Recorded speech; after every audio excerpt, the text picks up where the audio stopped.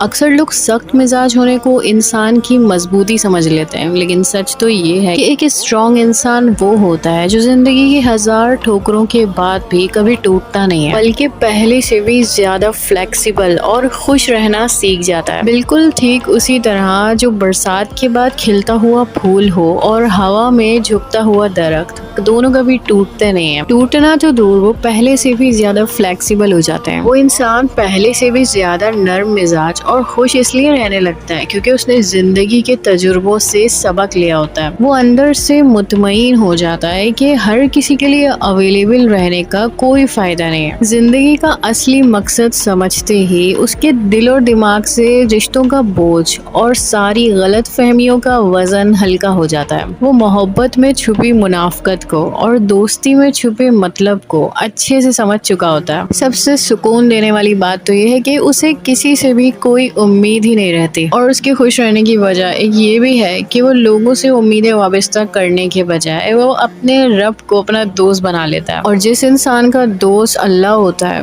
تو پھر اس سے زیادہ فلیکسیبل تو کوئی ہو ہی نہیں سکتا۔ بس اسی لیے وہ اور زیادہ نرم مزاج، ٹینشن فری اور چل پرسنالٹی بن جاتا ہے، جبکہ ایک کمزور انسان زندگی کے حادثوں، دھوکوں اور زندگی کے چیلنجز سے سخت مزاج بن جاتا ہے، کیونکہ اسے اپنی صلاحیتوں اور خود پر کبھی بھروسہ ہی نہیں ہوتا، کیونکہ وہ مینٹلی طور پر بھی ویک ہوتا ہے۔ وہ یہ سوچتا ہے کہ وہ اس کی خوشی لوگوں سے تھی، آج لوگ نہیں ہیں تو اس کی خوشی بھی نہیں۔ وہ لوگوں کو اپنی سخت مزاجی سے پروف کر رہا ہوتا ہے کہ اسے لوگوں نے برباد کر دیا، جبکہ برباد اور آباد کرنا انسان کے ہاتھ میں ہوتا ہے۔ وہ سخت مزاج بن کر یہ سمجھ رہا ہوتا ہے کہ وہ ایک اسٹرانگ پرسن ہے۔ بیوقوف انسان کی سب سے بڑی نشانی یہ ہے کہ وہ ایک نرم اور فلیکسیبل انسان کو دیکھ کر یہ کہتا ہے کہ یہ اپنی زندگی کے تجربوں سے سبق نہیں لیتا، جبکہ ایک عقل مند انسان اچھی طرح یہ پہچان لیتا ہے کہ اصلی کامیابی سخت ہونے میں نہیں بلکہ ہر طوفان کے بعد بھی خوش اور پرسکون رہنے میں ہے۔